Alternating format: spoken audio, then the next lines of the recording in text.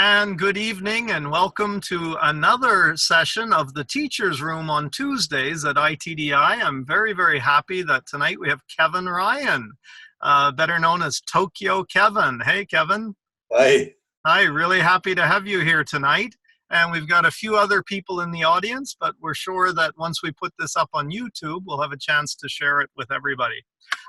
Just for people in the audience, if you want to type questions, we have a little chat there on the right side, and I'll try to pick them up as much as possible. If I don't pick up your question, then go ahead and just turn your mic on and interrupt us, if that works better for you. And we got Nicoletta in here as well, first timer. Thank you, Nicoletta. I'm just going to, here we go. We'll see if what happens there once you get going. So Kevin, thank you. Yes, welcome to thank you for inviting me. Yeah, I've been, I said earlier, I've become a bit of a pretty big fan of yours on Facebook. I guess we're both the same right age to be using Facebook more than others. Old enough, yes, that's true. What Yes. do you use besides Facebook in social media? Well, actually not a lot. I'm a real old subscriber to RSS, which means it collects blog posts. Yeah. So it's the generation really before Facebook and Yep. all of that. Yeah. Is that where you seem to find a lot of cool stuff? Yes, that's right. I do the RSS feed. I've worked over years to kind of pare it and prune it and take care of it so that I just get the stuff that's really interesting for me. Yep. And share that occasionally. And then there's a couple of other aggregators, services that kind of collect interesting stories. There's one called Long Read. The other is called The Browser. That's $20 a year. But these, other feeds. And then there's one other podcaster that collects feeds from others. But they get interesting stuff. And so I get it kind of filtered already. Is that something that's going to keep going for a while? And if people are interested, they should look into that? Or is that... Absolutely. It's I not, would highly recommend slowing it, yes. down, right? No, it's definitely not slowing down. RSS is going strong. Not as popular as it used to be. Yeah. It was the Twitter before Twitter, actually. Twitter, okay. People use that for, referring, I found something interesting, and sharing that kind of thing. And you can manage the feeds a little bit more than Facebook. With Facebook, you don't really have any control. So, right. Yeah. So in do you check these feeds every day? Pretty much, yeah. And I used to have, quite a few. I'd get 300 or 400 posts a day. That was a little bit too much. So I pared it down to maybe about 100 or so. Wow, and that's what I was going to ask. And I might read 20 of those and actually like about 5 of them. So yeah. Wonderful. Wow, that's already you've turned me on to a new idea. I'm going to RSS after this and check it out. I have, I guess the one is the Edutopia. Do you read that one at all? Yes, that's one of the feeds I get. Yes. Yeah, it's it has, for me, it has a 1,000% batting average right now. I have yet to come across an article on Edutopia that I didn't love or find very useful in some way. I agree. It's very, very interesting stuff. You do have to be careful, though. Edutopia has a lot of connections to producers of the materials, publishers and things like that. So it's very kind of pro-technology, but because it's really funded by technology companies. Aha, good one. Thank you. Any, just off the top of your head, can you pull up a name or two of feeds that really interest you? I'm going to switch over to screen, show my screen here. Okay. Because I use a software called Feedly. It's actually a web page, and it's the one that actually uses the RSS to Go for collect it. files. And you can get a free version. I paid $25 a year or something to get the pro version, but it's not that much different. And let's see, speaker view. I'm going to share my screen here, and here we go. So you can see my screen? Yes. There we go. And over on the left-hand side here, I have all of my feeds. And again, you can add a new feed. This one, for example, is the day's most fascinating news. And that's just one article every day. And he's one of the guys that puts together some interesting articles. There's 10 articles each day, weekday. Yep. But then there's Boing Boing, for example, and that's the most popular website on the internet. And it's, you get 40 or 50 a day. The Hill is news. Now, this is all I put into editorial. My EdTech resources, are these, can you actually see these? Not, they're very, very small. If you blow them up a little, we can. Okay, let me see. I can make it. There, now I can. Good. Yeah. So, educational technology. This is one of my favorite free technology for teachers. Yeah. And then Larry Ferlazzo, he teaches to children in the United States, EFL. Yeah. Moodle News, because I'm a big Moodle fan. Digital culture and education, not very popular. Let's see, Edudemic. Prof Hacker has recently changed authors a little bit, and the new one is almost as well. It's probably better than the last one, but that's more philosophical kind of thing. Teaching in higher ed. This is very technical, the ed techie, and so general fun stuff. Atlas Obscura. Kottke is another aggregator. He has a web page, and he collects all kinds of interesting stuff. Has been doing it for 20 years. Yep. And here's the, long form is long articles. Yep. On my Facebook post, I send out a lot of stuff. And then the browser, that's another aggregator that collects interesting stories. Now, these are just the app that you're working in right now is Feedly? It's called Feedly, yes. Yeah, okay. We can just barely see that there, but that's what I got it. Okay. Feedly.com, yeah. Well, I'd like to meet up with you in a year and show you my list. We can compare lists. But topics, games, politics, and technology. And then basically that's it. Wonderful. Thank you. Yeah. Cool. Wow. Where to go? Let's go back to the beginning. Okay. Where did you, what do you do now, and what did you do to get there? Well, let's see now. As you want on this one. Oh boy, yeah. Well, because I'm so old, I got this long story, but I'll try to keep it manageable. Anyway, so I'm a teacher. Well, I consider myself a teacher, but they call me a professor at Showa Women's University in Tokyo. Okay. Our campus is in Sangenjaya, which is 2 stops outside of the most distracting place on earth for teenagers, Shibuya. And so it's got its pluses and its minuses. We've had more and more applicants every year. Our status has been going up over the past few years, and so things are really good. We're working on we've gotten Temple University to connect up to make their campus right next to ours. And so we'll start a double degree program next year with them. So I'm in the English department right now.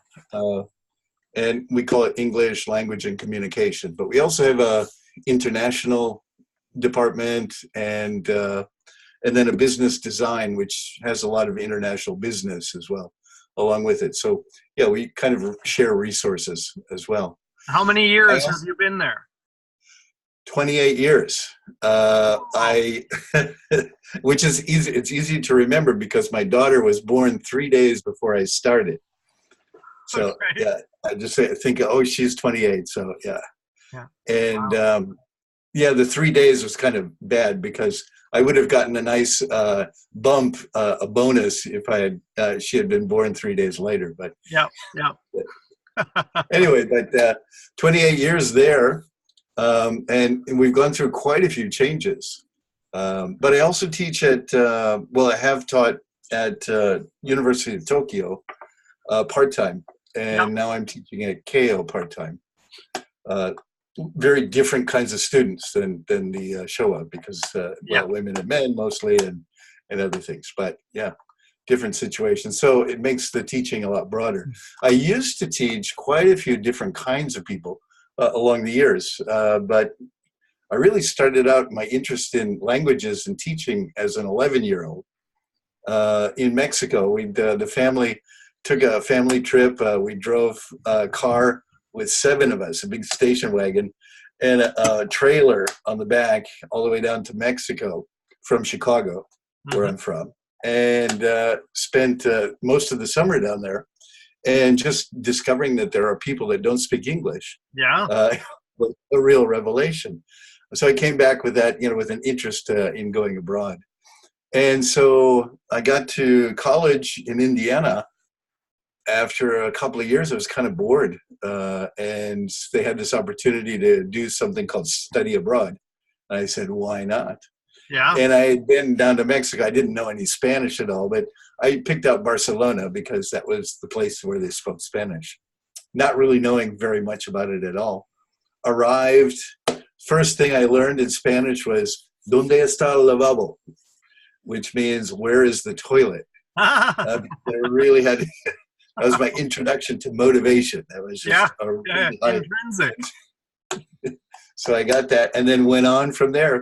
Right. It took me about a year. Were you still an undergrad when you went to Barcelona? That's right. I was junior year abroad. Okay. Wow. So I was 19 at the time, and enjoyed. Really enjoyed it, and made some really good friends. The most interesting thing about that year was that the university went on strike shortly after we arrived. And so the study abroad guy that was in charge of the program was scrambling to find things. So we took a lot of field trips. We went out to churches or festivals or things like that. And so first it was the maintenance staff, the janitors went on strike. And so all of the teachers and the assistant teachers went on in support. So after the janitors settled their strike, then the teachers went on strike, and then the assistants went on strike. So this went on until Christmas time. Wow. So we had almost a whole semester without any classes. And I thought that was probably the best education I could have gotten. Yeah. Because I wasn't really ready to sit in a class and understand a lecture, because my Spanish was really terrible. Yep. And so it had me time to ramp up but when I did, I met some really nice people at the university. It reminds me of a huge misconception I've discovered. I spent 8 years in a study abroad program at Doshisha Women's College, and I had a lot of students who've never really, in Japanese we say honki dasu. They've not really go for it, and they say, this is it. I'm going abroad. I'm going to really do my best. I'm going to go to every class and study my hardest in class. And they think that the magic is only by making a big effort in class. Right. And they just don't get it, that outside of class is way more time than the time they're inside class, and way more challenging on so many different levels. But you've just proven that with your 4 months in churches and field trips. Right, exactly. And just meeting people occasionally, but sitting, laying in bed at night and just going over the declensions of the verbs and just reviewing, and then just kind of visualizing the connections between English and Spanish in those days. And then it just, the internal dialogue, you can practice all the time by just thinking. You have a constant internal dialogue, and most of mine is in English because that's what I was born with. But I really made an effort to have all of these thoughts like, tengo hambre, I'm hungry, where can I go? You know, what is a good restaurant near here? These are all things that you think to yourself, but if you do it in the foreign language, you're giving yourself a lecture 24 hours a day of, well, every waking hour. Did you just trip into that technique, or how did that happen? Yeah, no, I just, right. It was just by accident or just trying different things out. Yeah, that's what worked for me. Yeah. And how much did your Spanish improve over that year? Well, at the beginning, it was so stressful. At the beginning, I would sleep 12 or 14 hours a day just because that constant exposure was so much. For the first month, I spent with the other members of the study abroad. After the first month, though, I decided, you know, I'd spend as little time with them as possible and get out and just, you know, immerse as much as possible. So it took me about 9 months really to get up to where I was able to pick up a girl, get a girlfriend. Okay. How did that go? Well, we still talk to each other on Facebook. Ah. So not too badly. It was quite nice. But yeah. So I after the year, I went back and got the degree from college, and then went immediately back to Barcelona again. And the only job I could get was teaching English. Wow. And the reason that I could get a job was because I had a motorcycle. I I flew in and went to Andorra, which has no taxes, and bought a motorcycle there, drove it down to Barcelona. And I had that, and I started looking for jobs. And one of the program directors says, "Oh, we have a satellite school that's, you know, 20 kilometers out. And the only way you can teach here at the central school and the satellite school is to be able to get there quickly back and forth." So that's how I got my first job, because I had a motorcycle. Excellent. Wow. When I was a terrible teacher, though, that first year. It was really, really awful.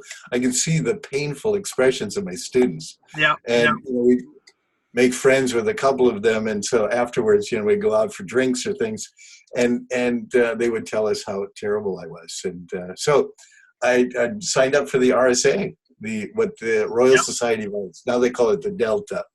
Were you mostly drilling back then? Was the audio-lingual kind of thing, or? I'm not that old. Yes, no. This was just the communicative method was emerging and becoming really, really fashionable. This was in late 70s, 78, 79. Yeah. And so, can you?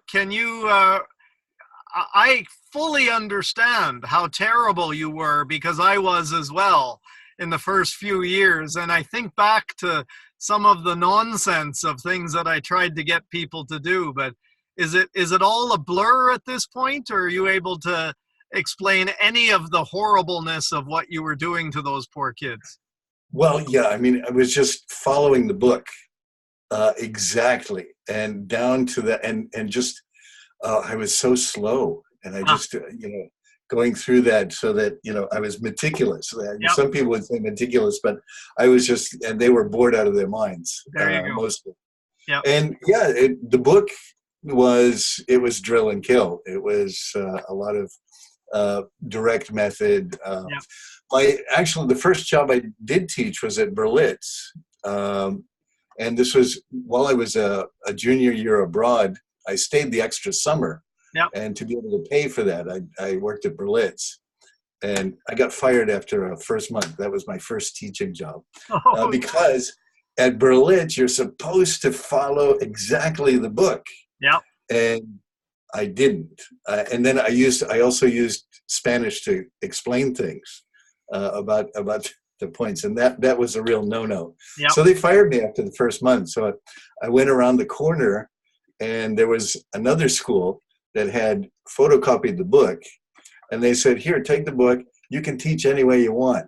And so that was a really nice way to get started. That's wonderful. Okay, get from where? How do you get to Japan from there? Oh, right. Okay, so I did 5 years in Barcelona. Wow. And got a grant to go back to the TESOL Summer Institute, and this was in '82, I think. And let's see, the main teacher at the Summer Institute was Michael Long. Oh. So I took his class, and just a wonderful group of people, and just really, was motivating for learning language. And also got to play tennis with Michael. I was the only guy that could play tennis halfway well, and he was really big into tennis. We played every day during it was a 10-day, 2-week Summer Institute kind of thing. Yeah, and at the end of the thing, there was a guy from the University of Chicago, University of Illinois at Chicago, came up and said, "Hey, we've got a position. You're from Chicago, right?" And he says, "Yeah." And so he offered me a grant to go to a master's degree at U of I at Chicago for free. Wow. And so couldn't pass that up. So yeah, I left Barcelona and came to Chicago. They even paid me $150 a month for living expenses. Wow. Wow. It was an amazing opportunity. Illinois was really, it was quite good. So I often say that I was teaching for about 6 years, just collecting a paycheck. But I remember very specifically the time that I said, "Hey, I really like going to work every day." And I had I could tick off all the things I liked, and I said, "I think I'm going to become a teacher." After doing it, butchering it to death for 6 years. But where were you? When did that happen? Well, yeah, I think it was in Chicago actually, and it was because, not because of the program specifically, but I had to make some money for living expenses, so I taught at the city colleges. Yeah, and that's all of the people. So I had in my class 20 students from 16 different countries, and they were all, workers, waiters, that kind of stuff. And they would come after a long, hard day of work, and they would spend 3 hours with me in the evenings, learning English, and they were so motivated. It was just such an easy way to do it because they had to speak English to each other. I was just learning all these things and could apply them right away. That's when it really started. Yeah. Wow. Did it come easy for you? The whole. I often say that I learned by the seat of my pants, but I had good observational skills, and I could see what wasn't working or what was working. What do you think you brought to the game? Yeah, I was able to ask students and get their feedback. Probably, that was what really helped a lot, and find out what they needed and wanted from the class. Yeah. And then other teachers. We did as part of the program. We did quite a bit of not team teaching, but observing one another. So that really helped a lot. Yeah. So at the end of the program, then I went to the TESOL convention. That year it was in Austin, I think. Yeah. And in those days, I was looking for a job after the, pay back any kind of loans I had incurred, but and get a job teaching English. And so because this was in '83, and they were having a recession, there weren't very many jobs available, and so it made sense to go outside of the country. So I went to the TESOL conference. In those days, there was no computers. Right. So each company, it was a big meat market, each company would have a small box, A4 size box, and there was like 200 of those, and there was maybe 1,000 people looking for work. So I would go around and put my resume in the boxes of the companies that I think might be interested in me. Yeah. I did that in 50 different boxes out of the 200, and got 10 calls back. Wow. Did five interviews and got 3 offers. Wow. So and this is all in 1 week. And so I did 3 interviews. 1983-ish. Yes, right. In Austin, and right. So over 5 days, I had 3 interviews. First one was Saudi Arabia, and they were paying a lot of money. It was wonderful, but it was also in the middle of the desert, and I was working with army people. And as my father said, "What? No women, no wine." So the other option was Washington, D.C., and it was an interesting job teaching people from the embassies, guard people and that English, so that they can interact with people in the country. It was a kind of a service that U.S. offered, but it didn't pay very much. It was a government job. Yeah. And then Tokyo.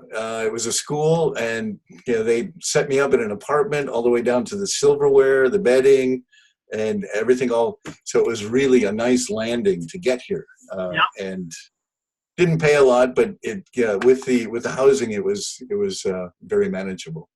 And that's how it was a Seimon Gakko, which it was travel 2-year, kind of like a junior college. Like for our audience, the Semmon is like a specialty, and a Gakko is a school. So it might be like a specialty school. Yeah.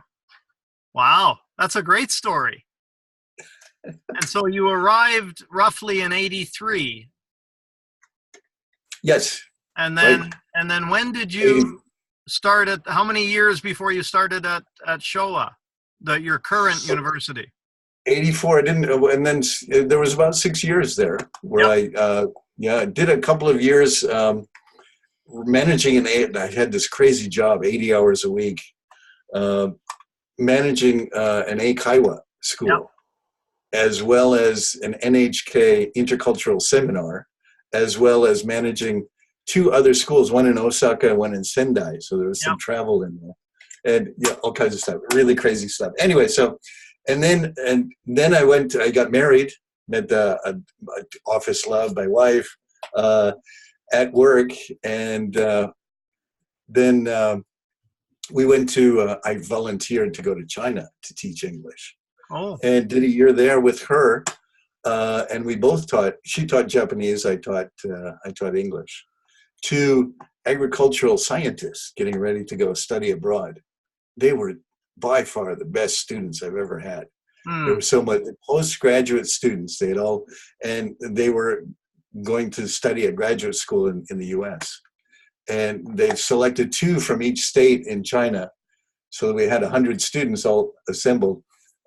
Just there for 1 year to do preparation for English. So they were really motivated. Wow. Yeah. You've got great stories. Yeah. That was like, we got married and then went over to China. My wife, we went to a restaurant in Hong Kong on the way there, and she cried because of the smells and everything was so strange and everything. We went into China, lived there for a year, and then came out to Hong Kong again. And we went to the same restaurant, and she was so happy to have such really good food at the time. Yeah, in such a clean and spotless, upscale, cosmopolitan place. Yeah. Because this was 89, right when Tiananmen happened. Oh, wow. So yeah, we had committed, and then Tiananmen happened, and so we were, should we go? And we finally did go, and it worked out pretty well in the end. Yeah. I want to transition into, there's a question that I normally do about what are some of your favorite kinds of activities, but I want to put it into the context of the work that you and Frank have been doing in Myanmar. And so I know about that because I stalk you. But besides, can you introduce that just a little bit, what it is and what you do? And then within that, I feel like you're probably doing some real basic English lessons, and I would like to know what are some of your go-to activities. Right. Okay. Yes, and this has to do with quite a bit of other stuff. Volunteering is one of the things I do like to do. I've volunteered for JALT. I've volunteered for. I was on the union in way back in Barcelona, and many different kinds of things. And I volunteered for China then. Sorry, did as well. that come from your father and mother, or did that come from Yes. within you? Yes. Right. Yeah. Yep. Okay. Yeah. They're big volunteers. Myanmar. So the last 4 years or so, I've been going to Myanmar. My father's new wife had a friend who needed a teacher for Myanmar for a special kind of program. So I just kind of on a lark, and I called up a friend, Frank Berberich, he was out in Tochigi. Retired at the time, and I asked him, because he had lived in Africa, and I thought, well, Myanmar, Africa, you know, pretty close. And he was just so excited, and so he went along, and we spent 10 days with other people that didn't know anything about teaching, and a whole bunch of students that had come together to learn English, and there had been so many people that they couldn't fit into the school, so they moved it to the temple next door. And so we had classes inside of a temple. It was, it was quite interesting. I could post a video of that sometime later, but it was so exciting that Frank and I went back in the fall of that year again and volunteered for a couple of weeks and taught in Yangon. And again, it was talk about minimal kind of materials, infrastructure. Yeah. Right.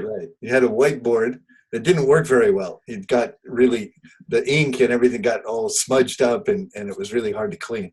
That kind of stuff, and lights that would go out, and it was hot, and there was no air conditioning, and in the middle of the lesson it would start to pour rain, and it would off the the tin roof, and it would just be so deafening that you just had to stop teaching. So anyway, so we started working around those kind of things and moved into teacher training after that.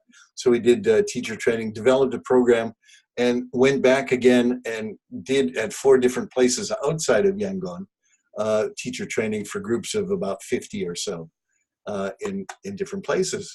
And that was going great guns. And so we went back the following year and set up 6 instead of 4. Each one would go for about 4 days a week. 4 days in 1 week, and then use the other time for seeing things and moving on to the next place. And so, it was really an exciting way to meet all the teachers in different situations, and to see how hard their job was, and how they had huge classes and how primitive the teaching was. It was.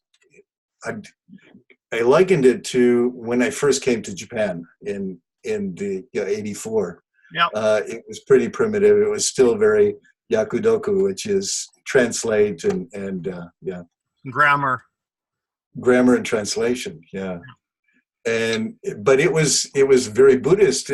They had the chanting, so it was constantly the teacher would chant something, the students would chant it back, and then the teacher would change it slightly and do it back and forth. And it was a whole system worked out, over thousands of years to teach Buddhist scripture, and they were trying to do English in the same way.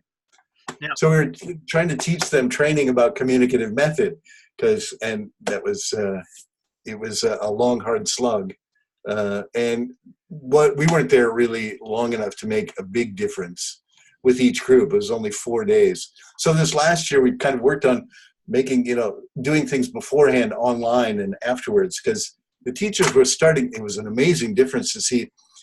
When we went, nobody had smartphones, but by our 3rd year, about 3/4 of the teachers had smartphones. Yeah. And so I developed a website to teach to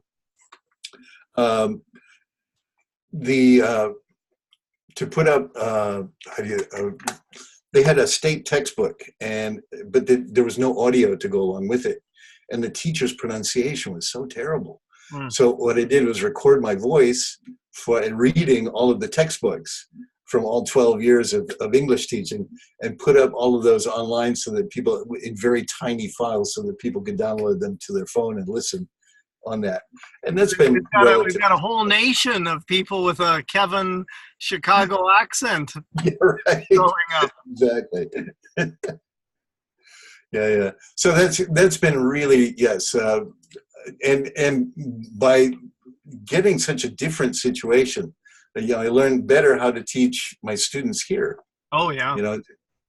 Teaching students at Todai also, there is such a different situation, or there are different kinds of learners, and so you learn to pick out which tools are best for those. Well, it's all the context and the level, right? And that's constantly moving. I mean, I was in the high school for 20 years, and I would go from grade 12 class down to a grade 7 class, and then back over to a grade 10 class. I did that 6 times a day for 20 years. And you just get whiplash. Yeah, you get really good at leveling real quickly, I remember a year or two after being in Japan, calling my mother on the phone, and she said, "What's wrong with you? Are you drunk? You're speaking so slowly and so clearly." Yeah. Yeah, it just happened. Well, when I was a kid, my dad's a high school teacher, and we call that the teacher voice, because we get that when we were kids sometimes. Yeah. And we'd get 90-minute lectures at dinner time, where he'd go on about some kind of subject. Dad's teaching again. But that kind of thing. But yes, it's slowing. And I'd get comments whenever I go back home. It's like, you speak so clearly. Yes. Yeah. I think Obama does that a lot as well. I've seen Michelle Obama joking about at the dinner table when somebody will ask something and he turns into a lecturer in chief and he can't help himself. Right. Yeah. So what about activities that you saw that the Myanmar teachers as teacher trainers could kind of sink their teeth into? Generally or specifically, that doesn't matter.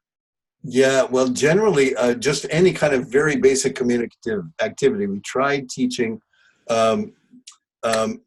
jigsaw listening, or jigsaw reading, that kind of thing. And that was a really, it was tough to do that. But then I stumbled upon this book called Unplugged Teaching Unplugged, by Meddings and Thornbury. Yep. And it's a very, very, materials light, simplified and emergent during the class.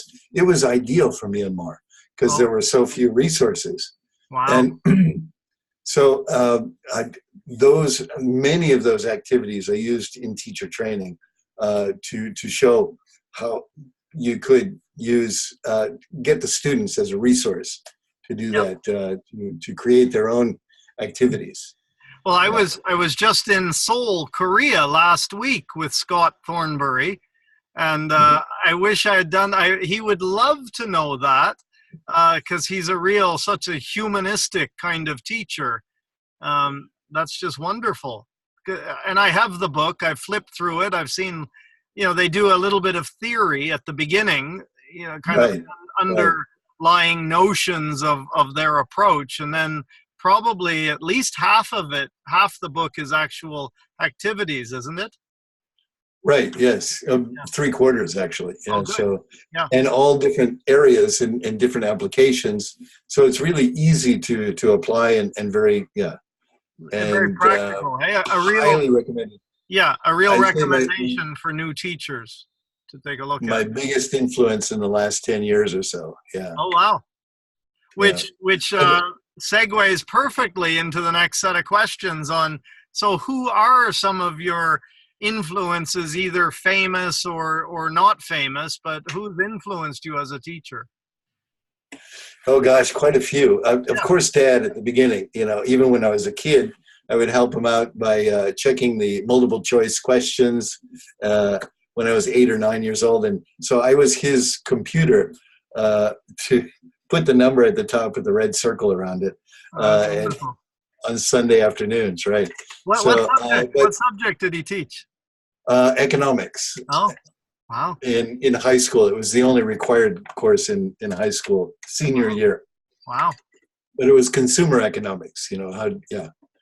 But it was, so that was a real introduction, as well as seeing him at dinner and things like that. But the RSA teacher in Barcelona, his name is John, and I can't remember his last name, but he was very, very influential in promoting just what is communicative method and how does it work. And so he really, and the whole program there.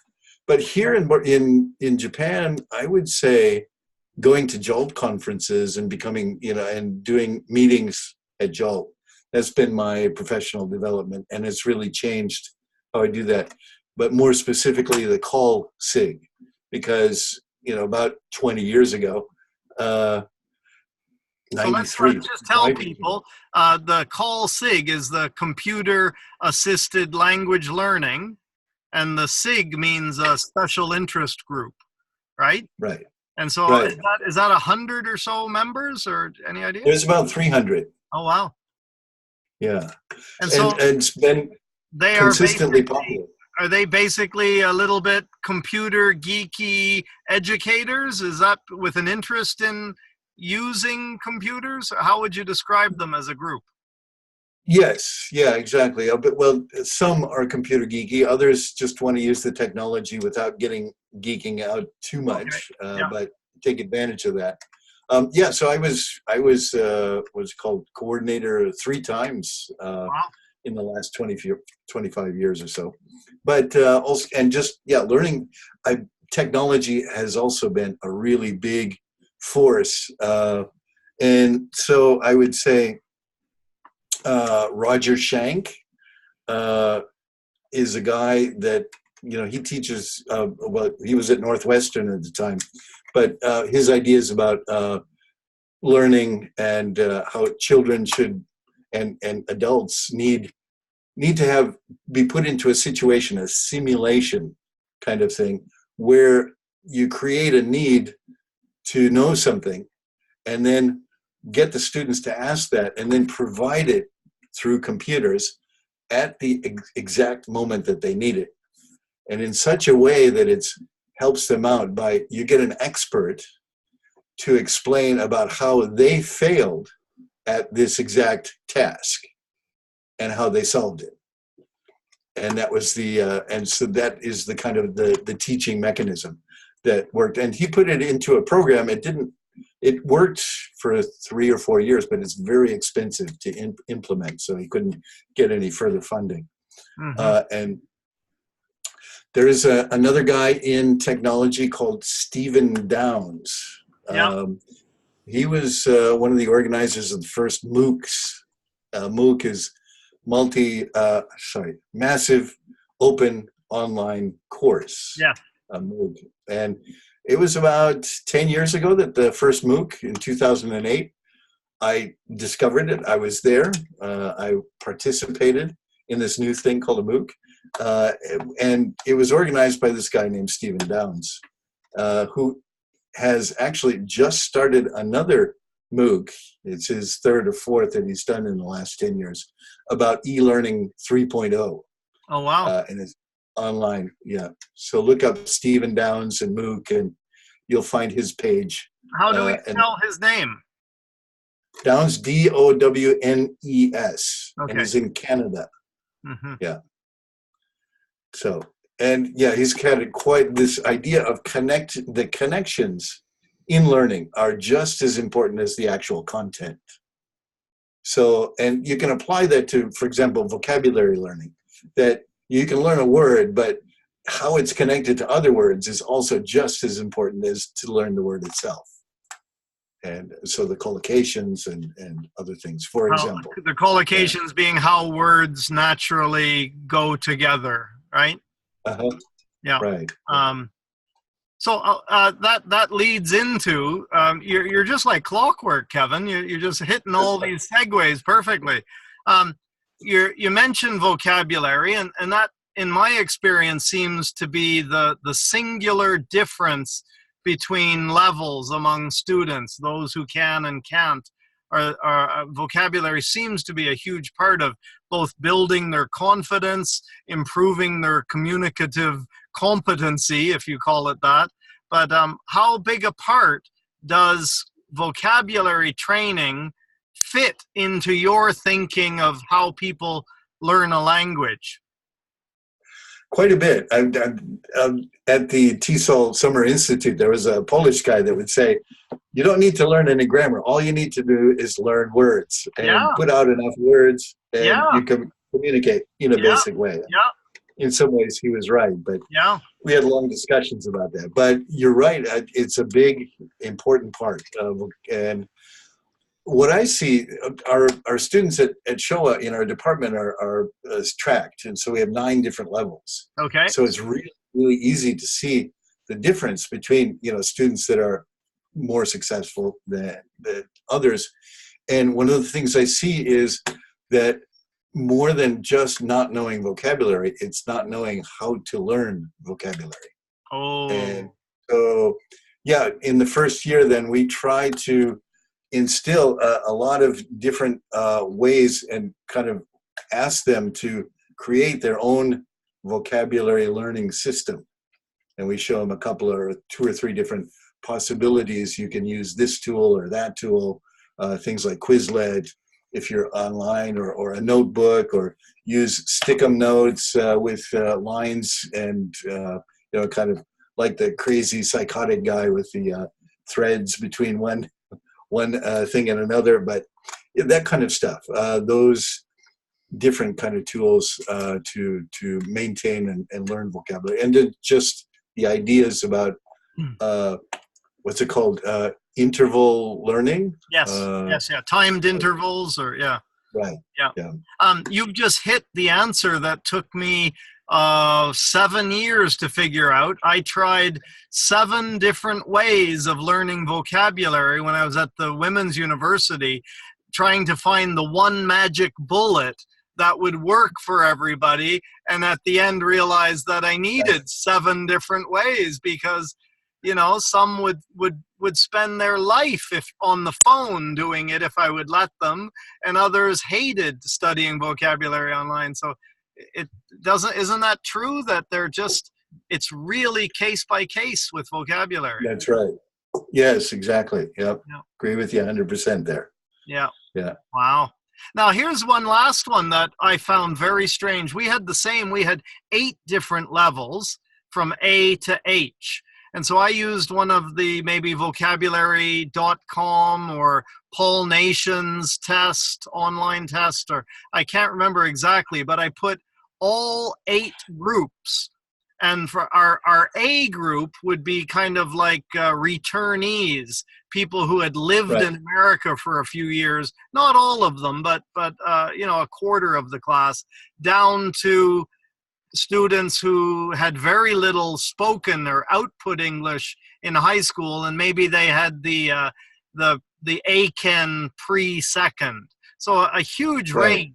But when I tested them on vocabulary, all passive vocabulary, they almost all had the same level or the same knowledge or the same scores on vocabulary. The difference was how much they could use it. Right. Exactly. Yes. And we get the same thing.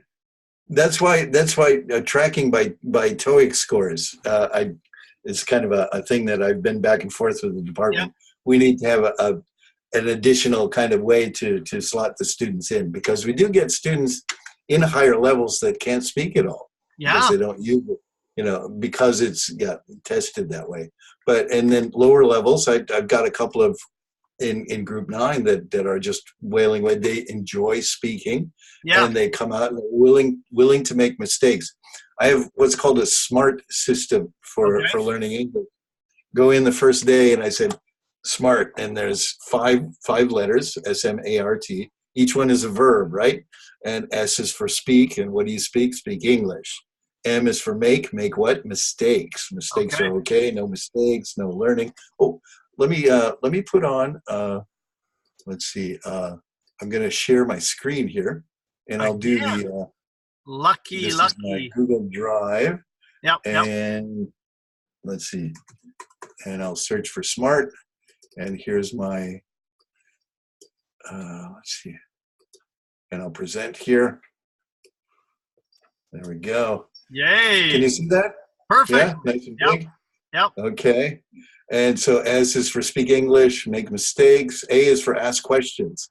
There's a whole thing from Harvard University, the Right Question Institute, and they have this wonderful book about how to ask the right kind of questions. I use that a lot, quite a bit.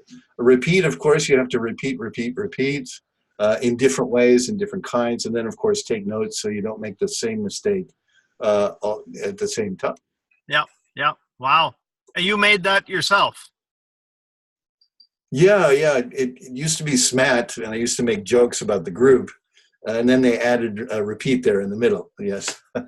Yeah, this has been going on 20, 25 years. Yeah. Wow. That's very cool. God, I want to go another hour, but we got to wrap up here in 5 minutes. Oh my God. Yes. Isn't that something? Yes. Yeah. Fun. So I'm curious what kinds of new things you are interested in these days, either personally or professionally or both. What are you interested in? Well, cycling, bicycles, and riding back and forth to work is one kind of thing I really enjoy doing, and that's outside of teaching. But as far as professionally, interactive fiction, or IF, interactive fiction. If you guys know what Choose Your Own Adventure, kind of, there's a series that Atama Books does of Choose Your Own Adventure kind of things, and where you start out and then you get a choice of one or three things, and depending on your choice, it goes to another page, et cetera, et cetera. So that interaction fiction, I do it online. It's a lot easier, and I get students to write some of that. But I do a lot of writing myself, but mostly consuming. There's quite a few books out there. They're not really books. They're kind of halfway between books and games. Yeah. What's the difference between Choose Your Own Adventure, like Marcos is doing with Atama that kind of book, and this interactive fiction? Is it the same, or what's the difference? Well, in one sense, yeah, it's could be, Choose Your Own Adventure is one part of interactive fiction. Interaction fiction could include graphics or even movies or that kind of thing as prompts instead of just text. So yeah, but it's mostly text, and sometimes you get these huge long things that become very complicated, and learning how to write that is really, really difficult. So and that's so. Yeah, I'd like to make something that for students to do online, kind of conversational vignettes that are like that kind of. So I'm kind of working on developing that right now. I had a high school writing class for a couple of years, which I actually used for my master's thesis, and I did something on. I did a riff on extensive reading, and I did extensive writing, and I was coming up with I actually created a little PDF of 50 ideas of things that worked in my classes. But I was surprised that we had, remember Rob Waring's series of those extensive readers? Right, yes, yes. And so we would have the girls go through those, and they got to know all the characters, and then I started having them write sequels to his Rob Waring stories. And it was phenomenal because they knew the characters, and I was in a girls' high school, but we had more love triangles and crimes and just all kinds of stuff happening that they were thrilled they could be allowed to write anything that was reasonable. Yes. I use Story Wars is a website where one person puts in a part of a book or a chapter, and then the other person adds to it, and you can have 2 or 3 people interacting like that. there's so many tools that are available. I manage for the department the X reading, all of the extensive reading program for our first year students, and then That's for our Paul Goldberg. we use. Is it Sorry? Paul Goldberg? Yes, xreading.com. Yeah, okay. Yeah, right. And let's see what else. Oh, Common Lit, which is very similar to a website called Newsela, NEWSELA.com. They have readings that are on 4 different levels that you can switch between depending on the student. But Common Lit has something very similar, and it's a little bit better organized, and it's also open source, so it's free. Wow. Common Lit. And then Listen Wise, that one costs money, but it's NPR, National Public Radio, audio with support. You get the scripts and you can slow down the things, and so there's a lot of extras that they add on to make the students. We're really trying to focus on getting the students to use authentic material by the 3rd year. Yeah, absolutely. So. Wow. Yeah, I'm just not satisfied at all. I think there's we've just scratched the beginnings of your brain, and the resources that, and you're obviously very curious, aren't you? Yes. Oh yeah. Yeah, that's a huge part of what I've gotten to know. Just the breadth of things you're interested in is fascinating. I feel really lucky to be on Facebook with you, and hope that others will either see you on Facebook or they'll see things that, because I usually say thanks, Kevin, when I get something good, and they'll see that it's coming from you. Wow. Well, what I can do is post a webpage of possible links that we talked about today at either on your site or my site, kevinryan.com. Oh, tell everybody again there. kevinryan.com. All one word, Kevin Ryan. That's correct, yeah. Okay. And Ryan's RYAN for everybody, kevinryan.com. KEVIN. Yeah. KEVINRYAN.com. And have you been a good boy in keeping that up to date, or working? Do you keep? No, it's fallen by the wayside. I've been into other blogs and doing other things, so it's kind of out of date. Yeah. So I'll post something new in there, kind of refresh it. Yeah. Okay, that's very cool. I'm going to come back at you one of these days and see if you want to actually teach one of our iTDi monthly courses. Because that would be a thrill. Absolutely. I did a couple of them last year, and I just love doing it. I mean, you obviously look like you've had fun sharing your ideas here tonight, and that would be absolutely. Yeah. So I'll contact you about that later on. But sounds good. Sounds good. So, well, that's an hour. Okay. Believe it or not. Okay. Want to say thank you to Mike, Ann, Svetlana, Phil Mob, and Nicoletta for staying with us. I was not very good on keeping up with the chat tonight because I was so fascinated with Kevin's stories and wanting to try to jump in and take us somewhere interesting beyond that. So we're seeing people thanking you.